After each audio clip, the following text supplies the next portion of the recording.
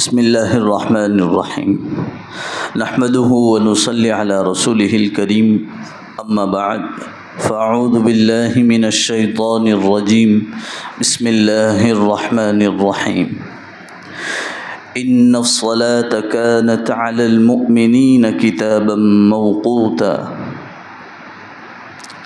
صدق اللہ العظیم قال النبی صلی اللہ علیہ وسلم صلوا كما رأيتموني أصلي وقال النبي صلى الله عليه وسلم إن أول ما يحاسب به العبد يوم القيامة الصلاة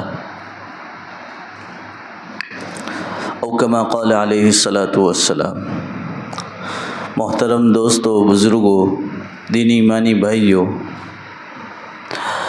اللہ رب العزت نے اس کائنات میں بہت ساری ذمہ داریاں خصوصاً ہم مسلمانوں کو عطا فرمائیں، اور اللہ کی نعمت کا حق ادا کرنے کے لیے اللہ نے عبادتیں ہمیں عطا فرمائیں۔ اللہ کی بندگی کر کے،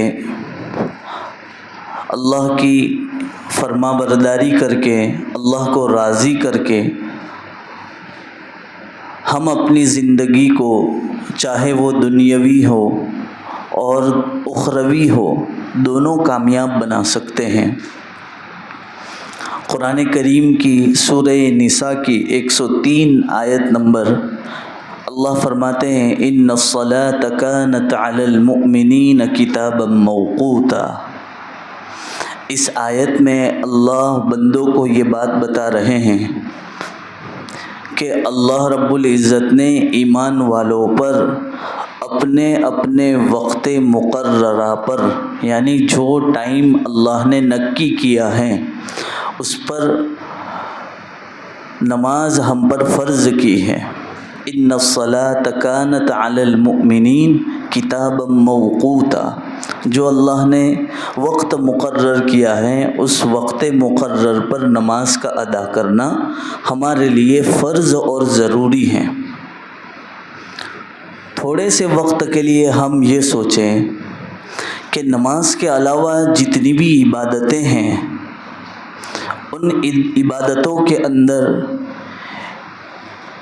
اتنی تاکید نہیں ہے۔ جیسے روزہ رکھنا ہے، اس کے لیے غسل ضروری نہیں ہے، وضو ضروری نہیں ہے، یعنی ایک آدمی غسل میں نہ ہو یعنی ناپاک ہو تب بھی وہ روزہ رکھے گا تو ہو جائے گا۔ ہاں، یہ بات ہے کہ پاک صاف رہ کر روزہ رکھیں۔ اس کے علاوہ زکوٰۃ ہے، جس پر زکوٰۃ فرض ہے وہ بغیر وضو کے بھی زکوٰۃ دے تب بھی ادا ہو جائے گی۔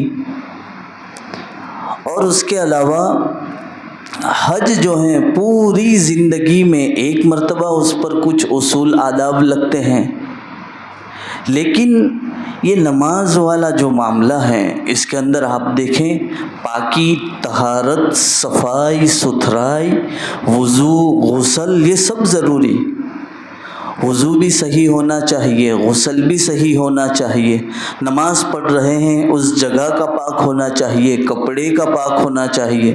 ہم سب جانتے ہیں کتنے سارے نماز کے لیے بہت سارے مسائل ہیں، دوسری عبادتوں کے لیے مسائل ہیں، لیکن اس میں وضو بھی ہو، پاک صاف بھی ہو، غسل بھی ہو، جگہ بھی پاک ہو، ستر چھپا ہوا ہو۔ ایک آدمی اس کے پاس کپڑے نہ ہو، ننگے ہولے کی حالت میں زکوٰۃ دے ہو جائے گی، روزہ رکھ کے ہو جائے گا، نماز پڑھے تو نماز نہیں ہوگی، اس کے لیے ستر کا چھپانا ضروری ہے۔ ہاں، مجبوری کی بات اور ہے، وہاں مسائل بدلتے ہیں۔ یہ اس لیے ہیں کہ اللہ رب العزت نے جو ہمارے نبی حضرت محمد صلی اللہ علیہ وسلم کو جو سب سے قیمتی تحفہ عطا فرمایا تھا اس کی عظمت بیان کرتا ہے کہ ایک نماز جو دن بھر کے اندر 5 وقت ہم پر فرض ہیں، اور اس میں بھی وضو، غسل، پاکی، جگہ، یہ سب پاک صاف ہو، اور اللہ چاہتا ہے کہ بندہ جو ہے مکمل پاک صاف طریقے سے میرے سامنے حاضر ہو۔ اور نماز چھوٹی اور معمولی چیز نہیں ہے. نماز کے ذریعے سے دنیا بھی بہتر ہوتی ہے، آخرت تو بہتر ہونی ہی ہے. نماز کے ذریعے سے صحت تندرستی بڑھتی ہے، نماز کے ذریعے سے برکت وجود میں آتی ہے، نماز کے ذریعے سے گھروں میں رحمت، لڑائی جھگڑے ختم ہوتے ہیں. نماز کے ذریعے سے مشکل ترین معاملات اللہ اپنے فضل سے حل کرتا ہے. اور یہ واقعات ملتے ہیں. صحابہ کرام رضوان اللہ تعالی علیہ مجمعین نے اپنی نماز کو ایسے بنایا تھا جیسے کہ ہمارے نبی چاہتے تھے. اس لیے میں نے خطبے میں ایک حدیث پڑھی. اللہ کے نبی صلی اللہ علیہ وسلم فرماتے ہیں صلو کما رأیتمونی اصلی، تم اس طرح نماز پڑھو جیسا کہ تم مجھے نماز پڑھتے دیکھ رہے ہو. ہم نے تو نہیں دیکھا تو ہم کیسے دیکھیں گے؟ ہم نے حدیثوں کے ذریعے سے، علماء کرام کے ذریعے سے جو ہمیں نماز بتائی ہے، اس نماز کو مکمل طریقے پر بعین ہی نبی صلی اللہ علیہ وسلم چاہتے ہیں اس طریقے سے اپنی نماز کو مکمل ادا کرنا ہے. دیکھو، ایک اصولی اور پکی بات ہے اور اس پر میرا، آپ کا، ہم سب کا ایمان ہے. جو بھی عبادت آقائے مدنی صلی اللہ علیہ وسلم کے طریقے کے خلاف ہوگی یا آقا کے طریقے سے میچ نہیں ہوتی ہوگی، نبی صلی اللہ علیہ وسلم نے جیسا بتایا اس طریقے سے میچ نہیں ہوتی ہوگی تو وہ عبادت مقبول نہیں ہوگی، وہ عبادت قابل قبول نہیں ہوگی. ہم نماز پڑھتے ہیں، اگر ہماری نماز سنت نبوی صلی اللہ علیہ وسلم کے مطابق نہ ہو تو پھر ہماری نماز کیسے قبول ہوگی؟ اسی لیے اللہ کے نبی صلی اللہ علیہ وسلم کا ایک ارشاد ہے. اللہ کے نبی فرماتے ہیں ان اول ما یحاسب به العبد یوم القیامہ الصلاۃ، کہ قیامت کے دن جو اللہ سب سے پہلے حساب کتاب لے گا، کھانے کا حساب ہوگا، پہننے کا ہوگا، دیکھنے کا ہوگا، بولنے کا ہوگا، اللہ جس چیز کا چاہے گا ہر چیز کا اللہ حساب کتاب پوچھ پرچھ ہوگی کیسے استعمال کیا. تو نماز کے بارے میں اللہ فرماتے ہیں، اللہ کے نبی فرماتے ہیں کہ سب سے پہلے سوال جواب ہوگا کہ نماز کا معاملہ کیا تھا. اور فرمایا حدیث کے اندر ہے کہ جس کی نماز ٹھیک ٹھاک نکل گئی، یعنی نماز میں وہ کامیاب ہو گیا، اس کے مارکس اچھے آ گئے، تو سمجھو کہ باقی کے جو معاملات ہیں اللہ اس کو بھی ٹھیک کر دے گا. تو اب ہمیں کرنا کیا ہے؟ ہم جو نماز پڑھتے ہیں اس نماز کو میں جیسے ابھی بتا رہا ہوں اس نماز کے ساتھ میچ کر کے دیکھیں کہ کیا میں ایسے ہی پڑھتا ہوں. آپ غلط پڑھتے ہیں یہ نہیں کہہ رہا ہوں، میں بتا رہا ہوں میری غلطی ہو تو آپ بتائیں، اور آپ میں سے کوئی کسی کی غلطی ہو تو اس کو سدھارنے کی فکر کریں. تو دیکھیں، ہم سب سے پہلے نیت کرتے ہیں جو بھی ہم نماز پڑھتے ہیں، سنت ہو، فرض ہو، نفل ہو، جو بھی آپ نماز پڑھتے ہیں سب سے پہلے آپ نیت کرتے ہیں. نیت میں آپ جو بھی کریں، جیسے ابھی جمعہ کی نماز پڑھیں گے تو میں امام کے پیچھے پڑھتا ہوں، 2 رکعت واجب نماز پڑھتا ہوں پیچھے اس امام کے، اللہ کے واسطے منہ میرا کعبہ شریف کی طرف. ٹھیک ہے، آپ یہ لفظ بولیں یا نیت کر لیں کہ جمعہ کی نماز پڑھ رہا ہوں، امام کے پیچھے ہو گئی، نیت تو کر رہے ہیں. اس کے بعد جو ہم کرتے ہیں پہلا عمل یہ کرنا ہے، جیسے ایسا سمجھ لو ابھی میرا قبلہ ادھر ہے تو یہ دونوں ہاتھ جو اٹھاتے ہیں اس میں پہلی غلطی ہم سے ہوتی ہے. تو پہلا عمل یہ ہاتھ جو ہے نارمل کنڈیشن میں رکھیں، جیسے یہ دیکھ رہے ہیں اس طرف پورے بیان نہیں ایسے ہونے چاہیے. یہ پورا بیان جو ہے آپ کو میری طرف ہی دیکھ کر سننا ہوگا کیونکہ میں عملاً ہر کام بتا رہا ہوں. تو آپ جو ہیں اس کو یوں ککڑا کے رکھنے کی ضرورت نہیں. بہت سے لوگ اللہ اکبر، تو یہ سنت کے مطابق نہیں ہے، نبی کے طریقے کے مطابق نہیں ہوگا تو پھر وہ کام کیسے قبول ہوگا؟ پہلی چیز اس کو صحیح کریں، کانوں تک صحیح اٹھائے، جتنا اٹھ سکتا ہے اٹھانے کی کوشش کریں، اور قبلے کی طرف ایسا نہ ہو کہ یوں ہو جائے یوں ہو جائے، سیدھے رکھے یہ قبلے کی طرف، دونوں ہاتھ ہتھیلیاں جو ہیں قبلے کی طرف ہو. اس وقت میں جو لفظ کہنا ہے وہ ہے اللہ اکبر. اس میں بھی غلطی ہوتی، بہت سے مرتبہ اتاوڑ میں جلدی میں ہم یہ کرتے ہیں لفظ بولنا بھول جاتے ہیں، حالانکہ اللہ اکبر تکبیر تحریمہ کا کہنا فرض ہے، وہ بھول گئے تو نماز چالو ہی نہیں ہوئی، شروع ہی نہیں ہوئی. تو یہ بولنا ہے، ہاتھ اٹھاؤ اللہ اکبر. اب ہاتھ باندھیں گے تو ہاتھ باندھنے کا طریقہ تو آپ کو معلوم ہے.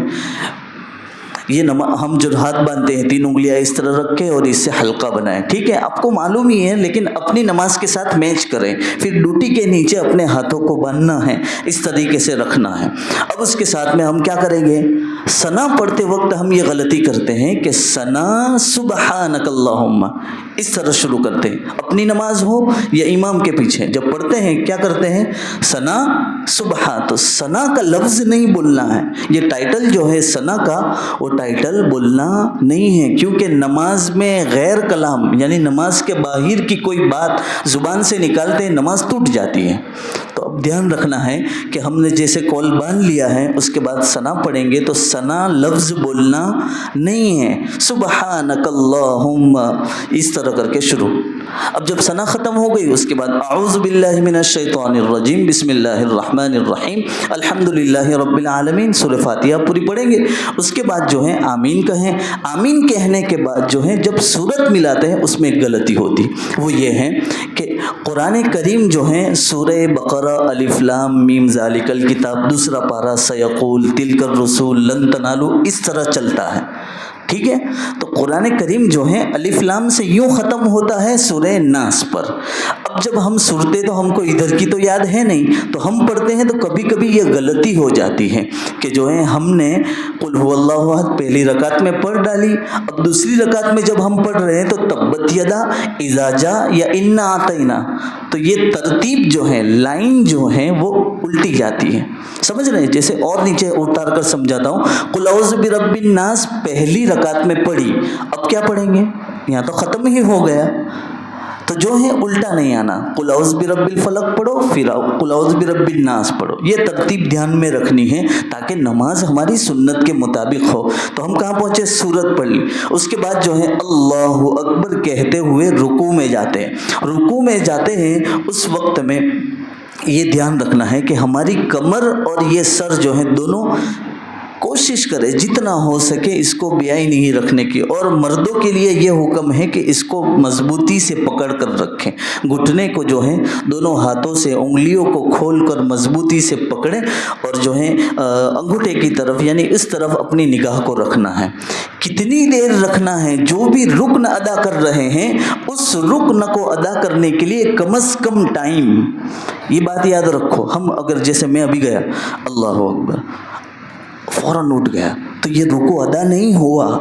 کوئی بھی رکن ادا ہونے کے لیے کم از کم اتنا وقت لگے گا، سبحان اللہ سبحان اللہ سبحان اللہ، اتنا ٹائم جو لگتا ہے ہر رکن میں، کھڑے ہو اس میں بھی، رکوع میں بھی، سجدے میں بھی، اور سجدے کے بیچ میں بھی، جو بھی ہیں اطمینان سے ادا کرنا ہے، تب جا کر وہ رکن ادا ہوگا، ورنہ جو ہم اسپیڈ سے پڑھتے ہیں اگر سبحان اللہ کی مقدار میں ہم اس رکن میں نہیں ٹھہرے تو وہ جو ہے نماز مکمل نہیں ہوتی ہے۔ تو ہم رکوع میں پہنچے، سبحان ربی العظیم 3 5 7 جتنی مرتبہ پڑھنا چاہیں پڑھ سکتے ہیں، اس کے بعد سمع اللہ لمن حمدہ ربنا لک الحمد یہ کہہ لیا۔ اب جب اٹھتے ہیں اس میں یہ دھیان رکھیں کہ سمع اللہ لمن حمدہ کہتے ہوئے اٹھے تو مکمل اٹھنا ہے، ایسا نہ ہو کہ جیسے یہ اٹھے ابھی تو سمع اللہ ابھی اتنا اٹھیں اور چلے گئے، یہ نہیں، مکمل اٹھنا ہے، سمجھ میں آیا؟ اس کو کہتے ہیں قومہ، یہ بھی ضروری ہے، تو مکمل اٹھیں گے۔ اس کے بعد جو ہے قومے کے بعد جائیں تو اللہ اکبر کہتے ہوئے جائیں تو سیدھے جانا ہے، جیسے میں بتاتا ہوں آپ کو کہ کس طریقے سے جانا ہے۔ ایک تو یہ ہے کہ جن کو مجبوری ہے وہ اس طرح جا رہے ہیں تو ٹھیک ہے، لیکن جن کو اللہ نے تندرستی دی ہے تو وہ صحیح طریقے سے یعنی سیدھا جائے گا، یہ طریقہ رہے گا، اس طریقے سیدھا جائے گا اور یہاں ہاتھ رہیں گے، اس طرح جائے گا تو جو ہے یہ ہے تو یہ سیدھا اس طرح جائے گا، سمجھ میں آ رہی ہے بات؟ دونوں ہاتھ یہاں رکھ کر پھر ہاتھ رکھیں گا، تو یہاں اس طریقے سے جس کو کمزوری ہے یا پھر جو ضعیف ہے بزرگ ہیں وہ ٹھیک ہے، جس طریقے سے آسانی سے جا سکتے ہیں وہ جا سکتا ہے۔ اور جب ہم سجدے میں جائیں گے، سجدے میں یہ دھیان رکھنا ہے دونوں ہاتھ جو ہیں زمین پر ٹیک دیتے ہیں، یہ بھی سنت کے خلاف ہے، تو یہ عمل بھی نہ ہو کہ ہم جو ہیں سیدھا نیچے رکھ دے ہوئے۔ اور بہت سے لوگ، میں نے خود دیکھا اس لیے کہہ رہا ہوں، آپ اپنی نماز کو چیک کریں، سجدے میں جاتے ہیں ناک لگاتے ہی نہیں، یوں پیشانی یوں رہتا ہے اور اس کا ناک تو اٹھا ہوا رہتا ہے، حالانکہ سجدے کے اندر ناک کا، پیشانی کا، دونوں ہاتھ کا، یہ گھٹنے اور دونوں پیر یہ برابر لگے ہوئے رہنے چاہیے۔ تو یہ سجدے میں ہو گیا۔ ایک سجدہ کرنے کے بعد دوسرا سجدہ جو ہم کرتے ہیں اس میں ٹھہرنا ہے۔ ایک سجدہ کرنے کے بعد دوسرا سجدہ کرتے بیچ میں ٹھہرتے ہیں، جلسہ جس کو کہتے ہیں، اس میں تھوڑی دیر بیٹھیں۔ ایسا نہ ہو کہ آپ صحیح طریقے سے بیٹھے ہی نہیں ہیں اور دوسرا جو ہے سجدہ کر رہے ہیں، جس کی وجہ سے یہ ہوگا کہ دوسرا سجدہ مکمل ادا نہیں ہوگا اور نماز مکمل نہیں ہوگی۔ اب جو ہم سجدہ کرتے ہیں اس کے اندر بھی ہماری ایک کمی ہے۔ سجدہ کرتے وقت جو ہے ہمارے پیچھے والے جو پیر یوں کر کے اٹھے ہوئے رہتے ہیں، اس میں کیا ہوتا ہے، ایک سجدہ کرنے کے بعد پیر اٹھ جاتے ہیں۔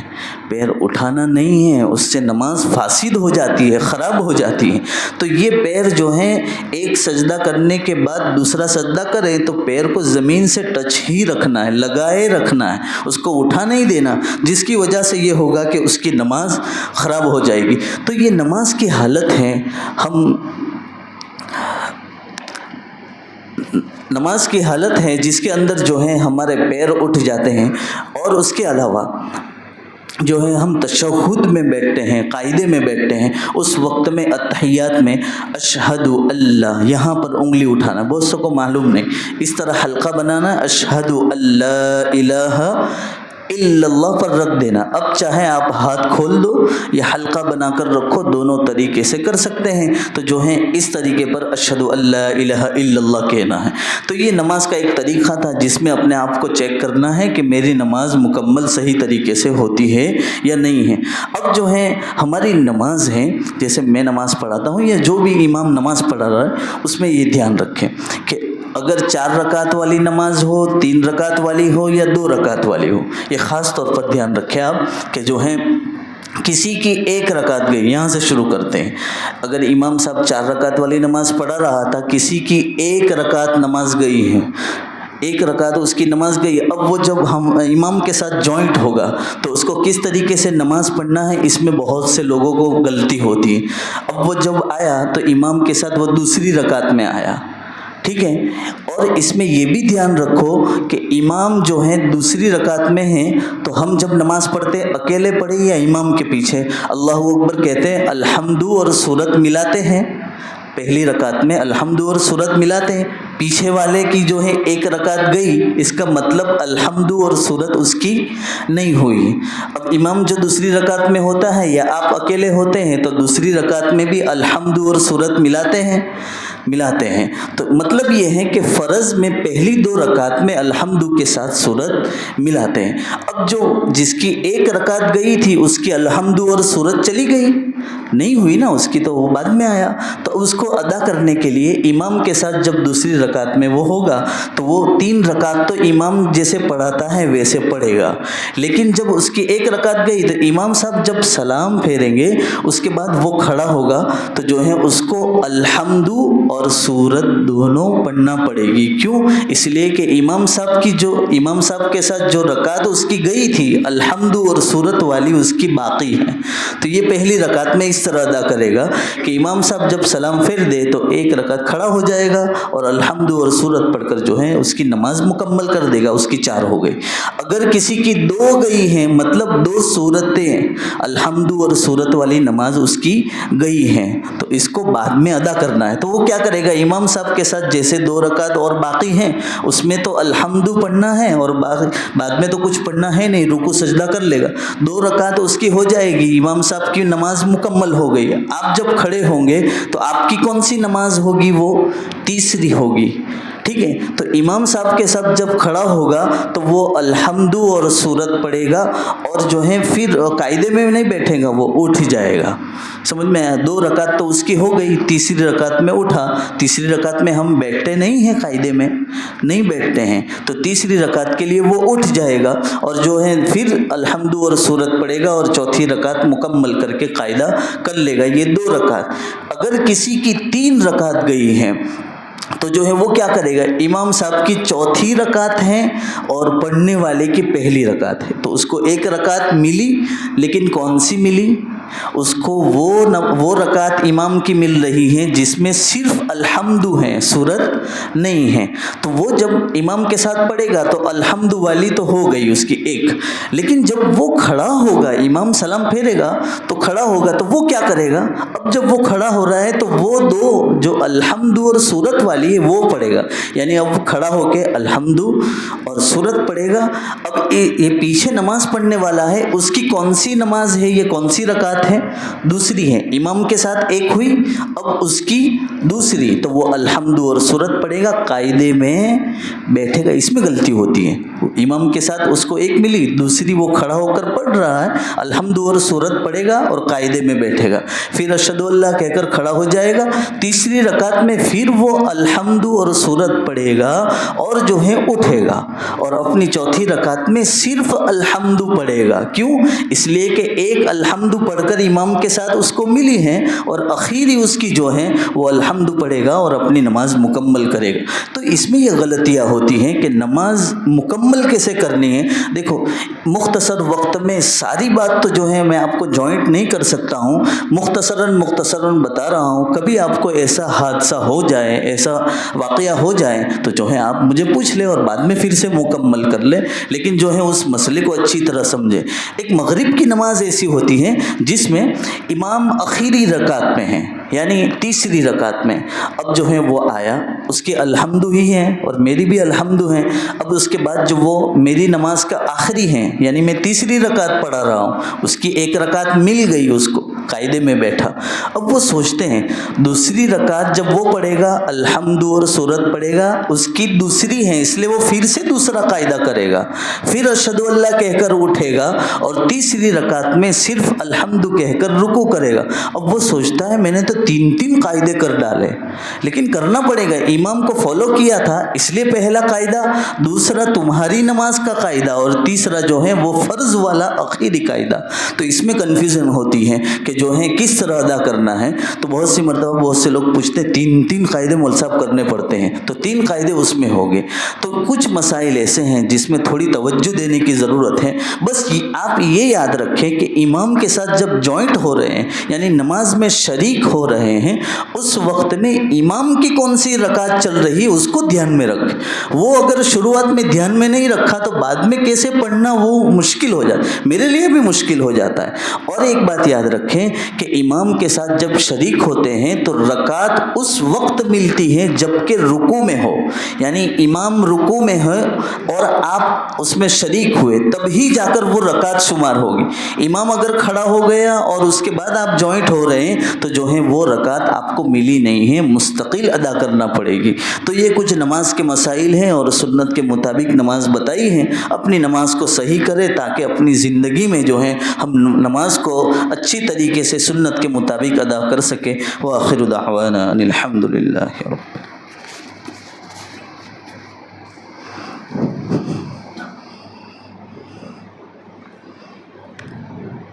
اللہ